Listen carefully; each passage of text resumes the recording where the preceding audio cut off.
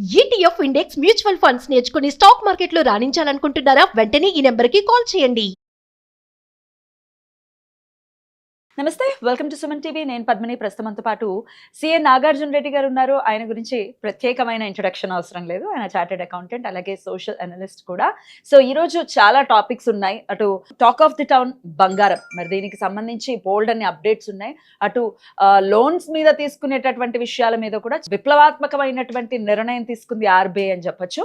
మరి ఈ అంశం మీద మాట్లాడదాము. సార్ నమస్తే. సార్ నమస్తే అమ్మా. సో ఇందాక నేను అన్నట్టుగా బంగారం అనేది టాక్ ఆఫ్ ది టౌన్ గానే ఉంది సార్, ఖచ్చితంగా. అయితే బంగారం అనేది అదొక ఇన్వెస్ట్మెంట్ పర్పస్ కూడా. ఏదైనా ఆపద కాలంలో దాన్ని చక్కగా లోన్ లో పెట్టుకోవడం, డబ్బులు తీసుకోవడం, అప్పు తీసుకోవడం లాంటివి చేస్తూ ఉంటారు. చాలా ఇన్స్టెంట్ గా మనకి సడన్ గా ఏదైనా ఆపద వచ్చింది అంటే అది మనల్ని ఆదుకుంటూ ఉంటుంది. అయితే ఆర్బీఐ ఇప్పుడు చాలా ఇందాక అన్నట్టుగా విప్లవాత్మకమైనటువంటి నిర్ణయం తీసుకుంది. ఇప్పటిదాకా 75% మాత్రమే ఇచ్చేవారు బంగారం మీద అప్పు అనేది, ఇప్పుడు 85% కి పెంచింది తక్కువ మోతాదులో అప్పు తీసుకునే వారికి. సో ఈ నిర్ణయాన్ని ఎలా చూస్తారు? అసలు ఇది ఎంతవరకు లబ్ధిని చేకూరుస్తుంది వినియోగదారు? ఒకే ఒక మాటలో చెప్పాలంటే ఇట్స్ గుడ్ ప్రపోజల్. ఒకప్పుడు ఏంటంటే 60% నుంచి బేరం పెట్టేవాళ్ళు బ్యాంకర్స్. అవును. అంటే ఒక 10,000 రూపాయలు మార్కెట్ వాల్యూ ఉన్నటువంటి బంగారాన్ని వాళ్ళ దగ్గర తాకట్టు పెడితే మీకు 6,000 ఇస్తామండి అనేవాళ్ళు. అవును. ఎందుకండి అంటే ఇందులో రాళ్ళు అవి ఉంటాయి, తరుగు పోతుంది కాబట్టి అని చెప్పేవాళ్ళు. సరే, దేంట్లో అయినా సరే తరుగు అనేటువంటిది ఉంటుంది. మనకి మార్కెట్లో కూడా 10 to 15% తరుగు కింద తీసేస్తారు. సరే, బ్యాంకర్స్ కూడా అదే ఫాలో అవుతున్నారు. దాని తర్వాత 75% చేశారు. ఇప్పుడు ఆర్బీఐ గైడ్ లైన్స్ ప్రకారం 85%. ఈ 85% అనేటువంటిది మార్కెట్ రేటా లేదంటే బ్యాంక్ రేటా? ఇక్కడ సందిగ్ధం కదా. బ్యాంకర్స్ అందరు కూడా మార్కెట్ రేటా తీసుకుంటారు. పర్ గ్రామ్ ఇంత అని చెప్పి తీసుకుంటారు. ఈరోజు హైదరాబాద్లో 22 క్యారెట్ గోల్డ్ అనేటువంటిది 10 గ్రాములు 1,42,000 ఉంది. వాళ్ళు 1,42,000కి ఆ తరుగులు అవి తీసేయంగా 80% వరకు ఇస్తున్నారు. 10 గ్రాములకి 1,42,000 రూపీస్ మీద 80% అంటే it is a good thing. Rate of interest అనేది I think it varies from bank to bank అనుకోండి. నేషనలైజ్డ్ బ్యాంక్స్ కనుక ఏంటంటే అరౌండ్ 9.4, 9.5% ఉంటుంది పర్సంటేజ్లో చెప్పాలంటే. అదే ప్రైవేట్ బ్యాంక్స్లో కనుక ఏంటంటే నాట్ లెస్ దాన్ 14% ఉంటుంది. ఎన్బిఎఫ్సిస్లో వాటిలో అయితే. ఇంకా కొన్ని ప్రైవేట్ బ్యాంక్స్ కనుక అయితే 22% వరకు కూడా ఛార్జ్ చేస్తారు. నాకు తెలిసిన 3-4 కంపెనీలు ఉన్నాయి. కంపెనీ పేరు చెప్పడం బాగుండదు కాబట్టి నేను చెప్పడం లేదు. 22% కూడా ఛార్జ్ చేస్తారు. అది వాళ్ళు తీసుకోకూడదు అని చట్టంలో లేదుగా. ఇదే కదా మనం చెప్పింది. మన ఇండియాలో చట్టాలు ఎలా ఉంటాయంటే Indian laws are thick walls with big manholes. వాళ్ళు మినిమం చెప్తారు కానీ మాక్సిమం క్యాప్ పెట్టరు. అది నేషనలైజ్డ్ బ్యాంక్స్ అయితే 9.5% మాక్సిమం. సరే, ఇక మిగిలినటువంటి ఉంటాయి కదా, ప్రాసెసింగ్ ఛార్జెస్ అని, డాక్యుమెంటేషన్ ఛార్జెస్ అని, హిడెన్ ఛార్జెస్ ఉంటాయి. అవి వాటిని మన హిడెన్ ఛార్జెస్ అనడానికి వీల్లేదమ్మా. నీ కళ్ళకి ఎదురుగానే కనపడుతున్నాయి. హిడెన్ ఛార్జెస్ కాదు అవి.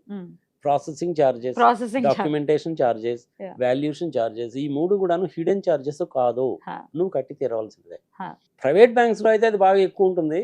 నేషనలైజ్డ్ బ్యాంక్స్ లో అయితే తక్కువ ఉంటుంది. నీకు డబ్బులు అవసరమైన నువ్వు తీసుకుంటున్నావు.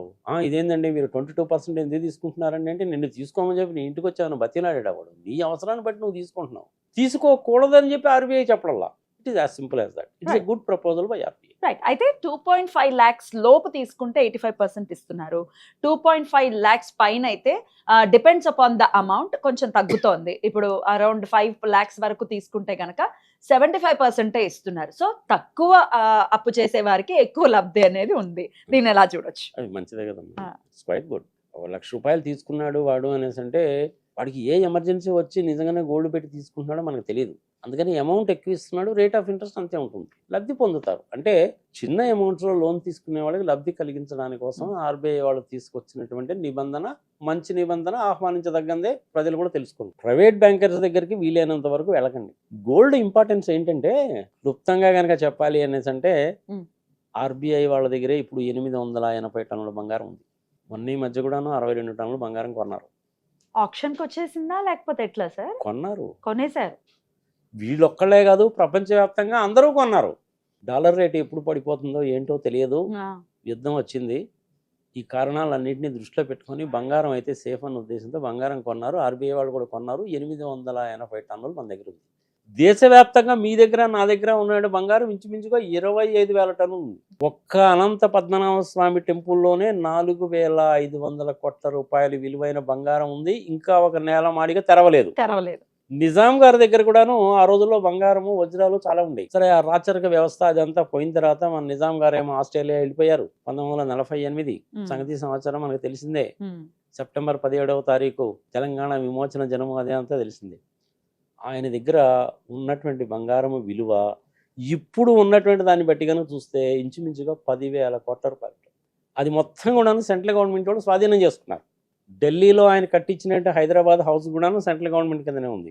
బాగా విఐపీపీపీలు వివివివివివివిఐపీలు అనుకోమ్మా, అలాంటి వాళ్ళు కనుక వస్తే హైదరాబాద్ హౌస్లో కనుక పెట్టారు అంటే ఆయనకు అత్యంత గౌరవం ఇచ్చినట్టు లెక్క. చాలా రేర్గా జరుగుతుంది. జనరల్గా వాళ్ళందరూ కనుక వచ్చినప్పుడు ఏంటంటే ఢిల్లీలో హోటల్ అశోకాలోనో అక్కడ ఇక్కడ పెడతారు, కానీ హైదరాబాద్ హౌస్లో పెట్టరు. చాలా విశాలంగా ఉంటుంది హైదరాబాద్ హౌస్. 200 ఎకరాల్లో ఉంటుంది, 250 ఎకరాల్లో ఉంటుంది ఢిల్లీలో. ఆ 10,000 కోట్ల రూపాయల విలువ చేసేటువంటి బంగారం కూడా సెంట్రల్ గవర్నమెంట్ కిందనే ఉంది. 2 ఏళ్లకి 3 ఏళ్లకి ఒకసారి హైదరాబాద్ తీసుకొచ్చి ఫుల్ సెక్యూరిటీ తోటి దాన్ని రవీంద్ర భారతిలో అక్కడ ఇక్కడ షో పెడతారు. అవన్నీ అలాగే ఉండిపోయినాయి. ఈ బంగారం అనేటువంటిది సామాన్య మానవుడికి అత్యవసర పరిస్థితుల్లో బాగా ఉపయోగపడుతుంది. ఇంటి పెద్దకి అర్ధరాత్రి అనుకోకూడనటువంటిది వచ్చిందమ్మా, అనుకోకూడనటువంటి అవకాశమే వచ్చింది. డబ్బులు లేవు, గవర్నమెంట్ హాస్పిటల్కి వెళ్ళొచ్చు, కానీ కార్పొరేట్ హాస్పిటల్ అనేది ఫ్యాషన్ అయిపోయింది. మన మిడిల్ క్లాస్ ఫ్యామిలీ వాళ్ళకి ఏంటంటే కార్పొరేట్ హాస్పిటల్లో చేర్పించకపోయావా, చేర్పించాల్సింది అంటారు. వీడి సొమ్మేం పోయింది, వీడు అడ్వైజ్ ఇవ్వడానికి అయితే ఇస్తాడు కానీ డబ్బులు ఏడుగా. అప్పుడు నీకు బంగారం ఉపయోగపడుతుంది. పిల్లల చదువు కోసం ఎక్కడికన్నా పంపించుకోవాలి, బంగారం ఉపయోగపడుతుంది. విలువైనటువంటి వస్తువు, సందేహం లేదు అందులో. ఇప్పుడు 1,42,000 10 గ్రాములు ఉంది, 22 క్యారెట్లు. ఎప్పుడైనా సరే బంగారము అంటే 22 క్యారెట్ల బంగారాన్ని మాత్రమే చెప్పాలి. 24 క్యారెట్లు 18 క్యారెట్లు మాట్లాడకూడదు. అది కాదు బై డిఫాల్ట్. బంగారము అంటే 22 క్యారెట్లనే అర్థం. 1,42,000 as on today in Hyderabad. సిటీకి ఒక 300-400 తేడా ఉంటుంది. అత్యవసరమైనటువంటి పరిస్థితుల్లో బంగారం ఉపయోగపడుతుంది. రైట్ సార్, చాలా చక్కగా వివరించారు సార్. ఖచ్చితంగా ఇన్వెస్ట్మెంట్, ఇప్పుడు ఇల్లు అంటే అప్పటికప్పుడు అమ్ముడు అవుతుందో అవ్వదో తెలియదు, కానీ బంగారం అయితే టక్కన మనం అలా బ్యాంకుల్లో అయినా పెట్టుకోవచ్చు, అమ్మనైనా అమ్ముకోవచ్చు. Very urgent. సందర్భంగా నేను ఇంకొక మాట ఏం చెప్తానంటే, సామాన్య మానవులకు కానీ ప్రత్యేకించి మధ్యతరగతి కుటుంబంలో ఉండే వాళ్ళకి పెరుగుతుందంట అని చెప్పి 3 రూపాయల వడ్డీకి తీసుకొచ్చి బంగారం కొనకండి. తగ్గుతుందంట ఇంతకంటే ఇంకా తగ్గదంట అని కూడా చేయబాకండి. బంగారంతో మీరు ఆటలు ఆడకండి. బంగారం పెరగడము తగ్గడం అనేటువంటిది ప్రధానమంత్రి మోడీ గారి చేతిలో కూడా లేదు. ప్రపంచవ్యాప్తంగా ఒక 10 మంది చేతుల్లో మాత్రమే ఉంటుంది. ప్రధానంగా అది లండన్లో డిసైడ్ అవుతుంది, లేదంటే దుబాయ్లో డిసైడ్ అవుతుంది. ప్రపంచవ్యాప్తంగా బంగారం ప్రొడక్షన్ అనేటువంటిది ఒక రోజులో 100 టన్నులు పెరగదు, 100 టన్నులు తగ్గదు. బ్యాంకాక్ లాంటి ప్రదేశాల్లో, థాయిలాండ్ లాంటి ప్రదేశాల్లో బంగారం తీసుకురావడానికి లోపలికి దిగి చాలా దారుణమైనటువంటి పరిస్థితుల్లో బయటకు వస్తే, వాడు ఒక బకెట్తో మట్టి కనుక పట్టుకొస్తే అందులో 0.1 గ్రామ్ బంగారం. కానీ వాళ్ళ లైఫే రిస్క్. ప్రాక్టికల్గా నేను చూశాను కాబట్టి చెప్తున్నాను.